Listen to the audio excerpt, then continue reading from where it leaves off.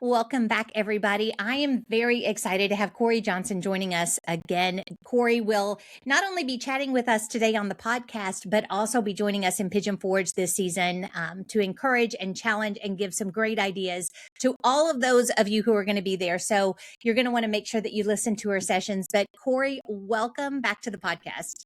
Leslie, thank you so much for having me. Well, it is a pleasure. We were just talking before we got on. I wish that I had had you and your resources when my kids were younger, because as I noted to you, I kind of stayed away from the library more than I would have, because I just didn't feel like I had the headspace or the full understanding to navigate it well. And that was years ago. That was way before like the crazy ramped up. So talk to us just a little bit about how did God lead you to really start talking so much and so clearly about books and how to navigate the library and all of this stuff that you talk about at the Good Book Mom? Yeah, well, Leslie, I think your view is shared by a lot of Christian parents. The idea of bringing their kids into the library is so intimidating, Yeah. and that really has only grown over the past 15, 20 years or so. And so I think a lot of Christian parents are just skipping it now. They don't want to have to deal with it. They don't want to think about it, like you said. They don't feel like they have the headspace to really engage. But the public library is such an easy place, really, for Christians to have influence, which maybe sounds like, really, is that actually true? But it really is. And there's so much that the public library can offer to help homeschooling families. They have abundant resources. And how those resources are directed can be directly influenced by the people who use them. Wow. Ergo, if Christians are using the library more, those things will be influenced in a very positive way. But the way that I got into this really is because I had a young reader, and she hit chapter books at a young age, and it was like a whole new world. And I thought, am I just supposed to hand these to her? How do I, what's the protocol here? Yeah. So I went looking for resources that would help me navigate that as a Christian parent. And while I'm certainly not the first Christian to review books, nor will I be the last, I was looking for a specific theological lens. Solid theology is something that I'm really passionate about. And so when I didn't find the exact resource I was looking for, I talked to my husband and we prayed and just decided that I would make the resource that I desired to have as a parent. And that was at the very end of 2019. Wow. Yep. Necessity is the mother of invention. We see Indeed. that over and over and over. And I think that that's so hopeful too, for those of us who are looking for things. God so often equips you to do what you're looking for, like what he's put on your heart that you need. And so I love that your story involves that, because I think that there are a lot of people out there, even disregarding the conversation about books, who are looking for something specific, and they may have exactly in their hand what God wants to use to help not only their family, but others. So I hope that those of you listening in take hope in that. And maybe we'll see what God has to do with what's in your hand as well. So you noted, as you were talking there, that the library is a really easy place to influence. And I want you to unpack that just a little bit more. How, as Christian families, can we have an influence on the library and on the way that those funds are allocated, like you noted, in a way that's also healthy for our families?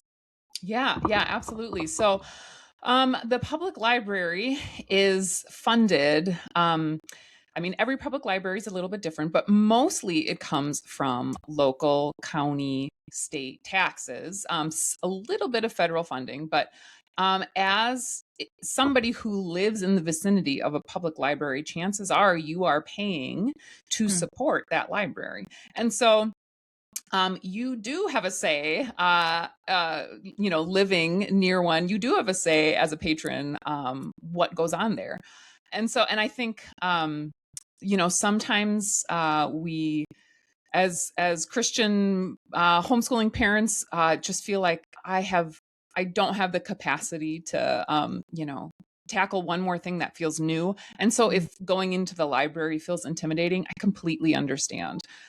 Because depending on where you are, or who your librarian is, sometimes they make the library not feel like the most welcoming place for Yeah. Christians. But the reality is we do have quite a bit of say. And so I would say, like, first baby steps, if you feel like this is new territory for me, I feel intimidated, a baby step would be simply to look on your online catalog. So your public library will have a catalog online that you can request books from. Just if keeping the distance right now is what you need to do, simply request books that Hmm. your library has online.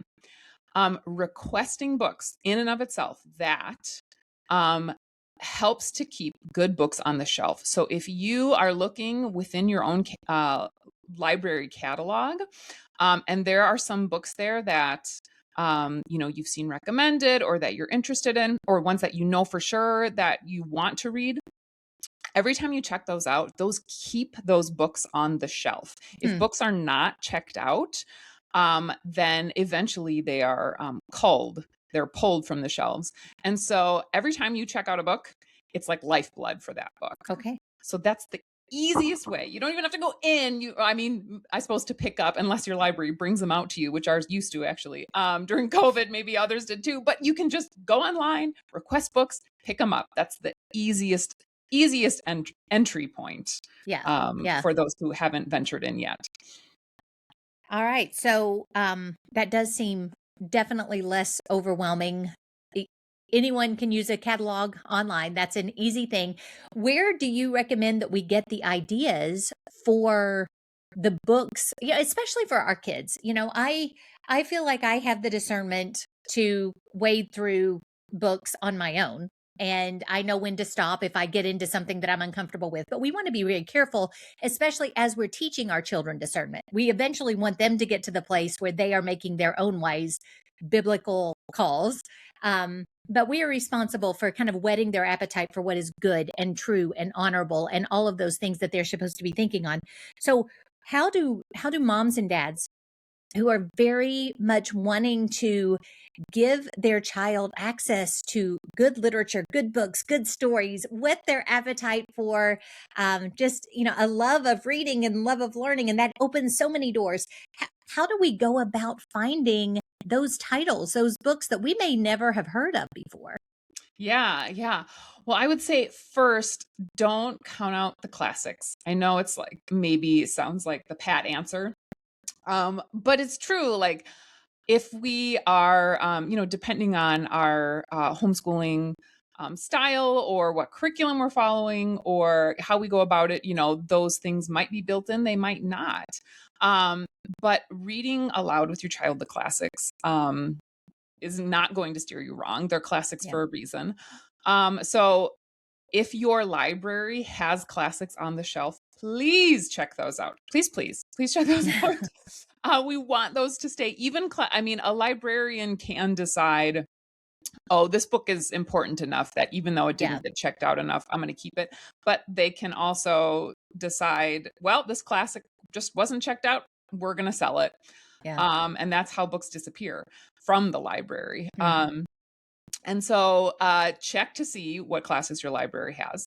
And Good Book Mom, at Good Book Mom, we our goal is to help you find books that you and your children will love, filtering everything through a biblical worldview.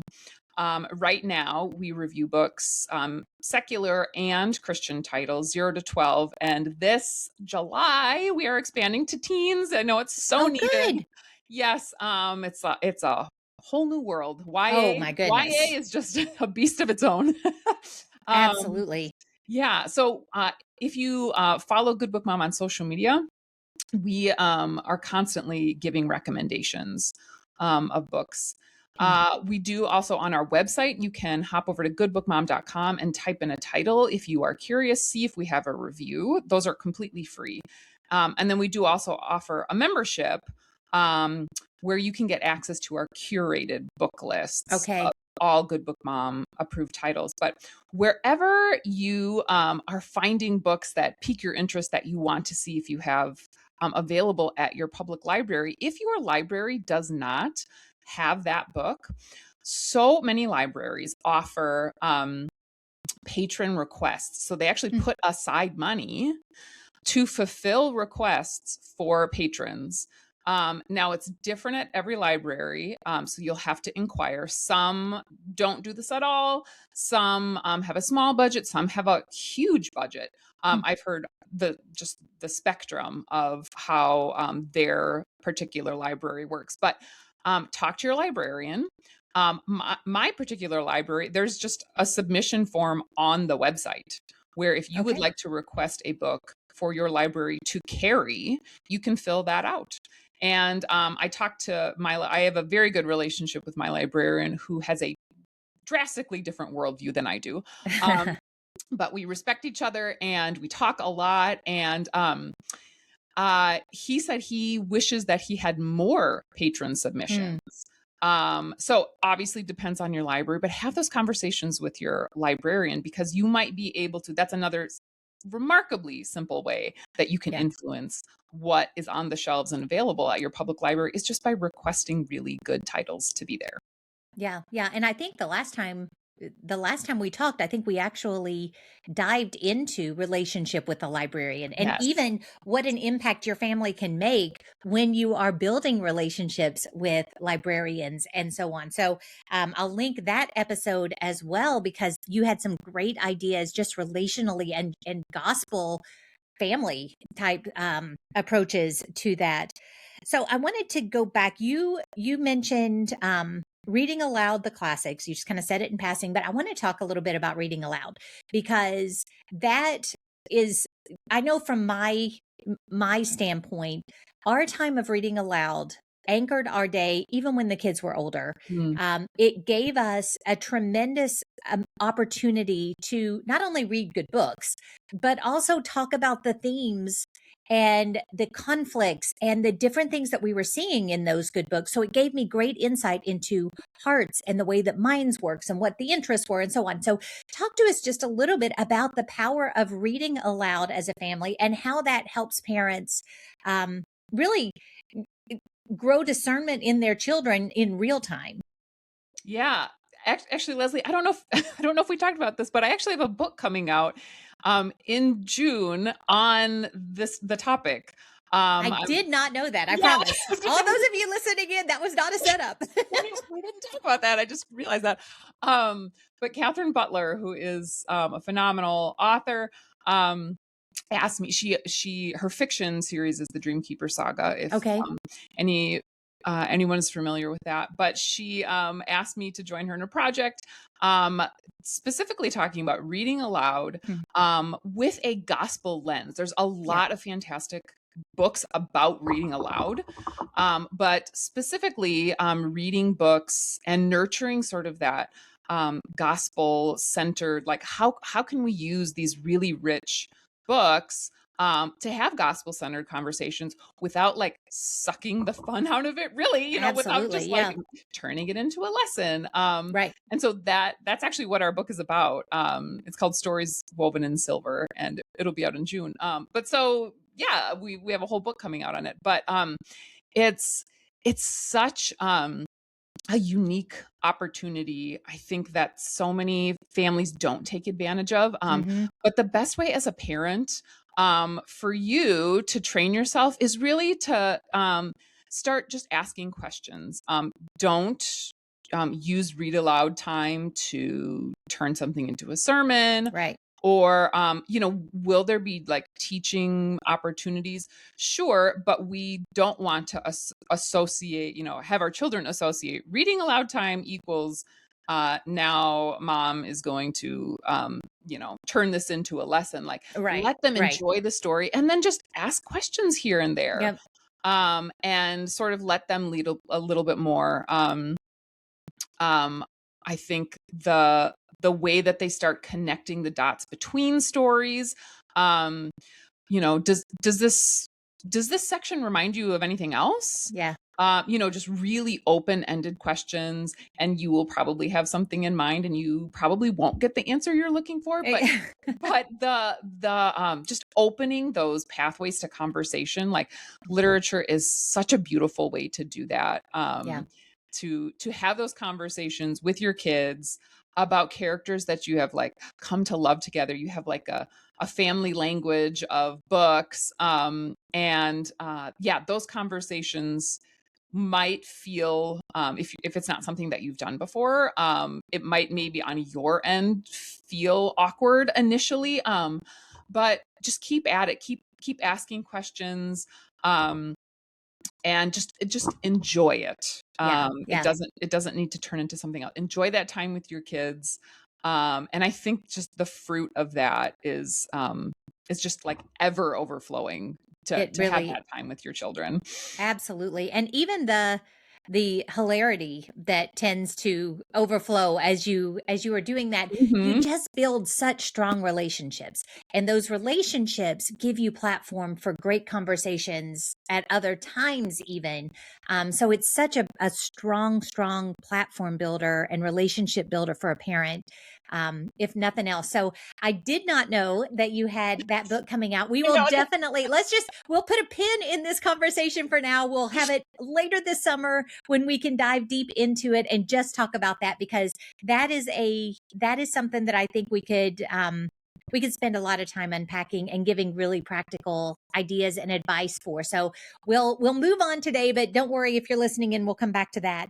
I wanted to ask you about a workshop that you're doing at Teach Them Diligently this summer. I'm so excited because you are addressing Shakespeare and mythology and how Christians should handle those two really well-known genres. And, I would love to hear your thoughts on it. I would love to hear the lens through which you're approaching this. So give us a little bit of a taste of kind of what people can expect in that session. I don't want you to tell everything, but I would like to start that conversation because I wonder how many people have even thought about some of these themes and ways to approach these different classic genres. Yeah, I'm so excited about that session. And so Shakespeare and mythology are genres that are currently dividing a lot of Christians. And Hmm. as believers, I wouldn't even call this like a tertiary issue because I'm not sure it really falls under theological triage, but we have different um, uh, convictions about what is right for our family.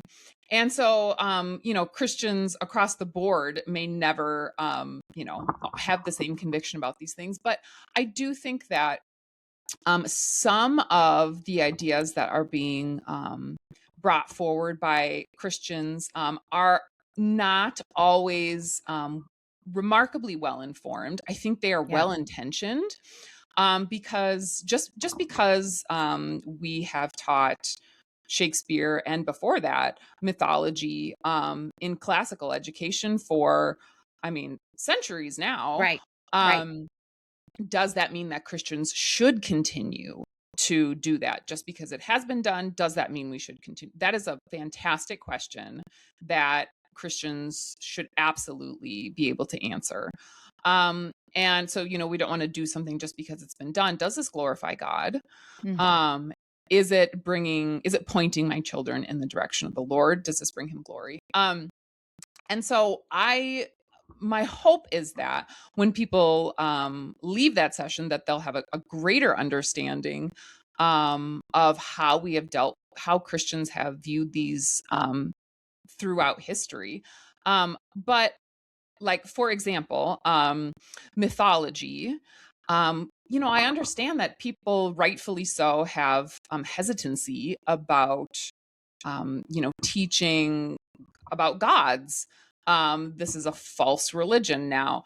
To today, now we, there aren't probably many people, if any, that are actually practicing in worship of Greek and Roman gods. Right. This is a dead religion. Um, but the fear of, well, if I teach that this is what other people believe, is my child going to be confused? And again, that's a great question that we need to ask as believing parents. But we also need to remember that our job is to equip our children. And so, how that will look for each family may be different, but we do need to equip our children to be able to, when they leave our home, go out into a world that is hostile to Christianity, Right. that has beliefs that are far from God's word. And so we do need to do that before they leave the home. And I actually feel like Greek mythology is like a great place to Hmm. start, because it has such overarching cultural influences that Yes. maybe we don't even realize.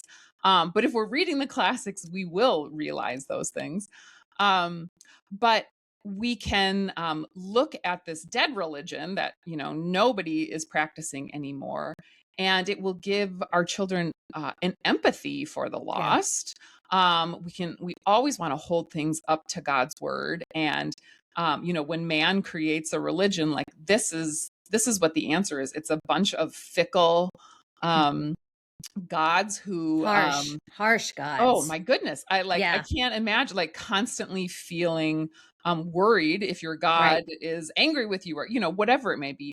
Um as well as seeing those influences on literature and Mm. art and culture, like just how those things have shaped the Western culture. Yeah. I think is also beneficial to give our children sort of a baseline understanding of culture and literature and art, while giving them empathy for those that are lost. So definitely giving away my hand on whether I think mythology is something that that we should teach our kids. But how we do that is going Is to look different for every family, which absolutely. I'll be expanding on a little bit more. Yeah. Yeah. I saw a statistic a few years ago that I believe it was a Barna study, but I don't have it in front of me. But we all hear about the kids who walk away from their faith when they, reach adulthood, when they go to college or whatever. When asked about why or what was that catalyst for making these church grown up kids turn away from the Lord. It wasn't a philosophy class. It wasn't a religion class. It was literature. A Mm, literature class was most often cited as the reason that people turned away. And that, I think, underscores why it's so important for us to use the platform that we have with our kids while they are still in our home, while we have the ability to teach them, to help them understand all of these themes, help them think biblically about these things. Even Paul, you see him at the Areopagus talking about things that would have related to the people they were talking to. He was very informed in ways to connect with lost people. And that's important for us, not just so that our kids aren't blindsided by it, because I think a lot of times we send our kids off to be blindsided if we're mhm. not careful, Yep. but also to help them understand, have the empathy like you noted, but also be ready to give an answer. Yes. Help them understand that these harsh gods do not represent the God of the universe at all. He is loving, he is kind, he is gracious. He promises never to leave us nor forsake us, and go on and on and on. So we have a tremendous opportunity through the books that we are reading with our children to equip them to stand when they hit a hostile world, whether it be in college or the workforce or later in life.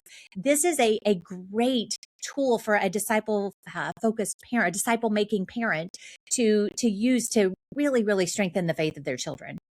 Oh, Leslie, I could not agree more. So well said. Yes, we need to be equipping our kids.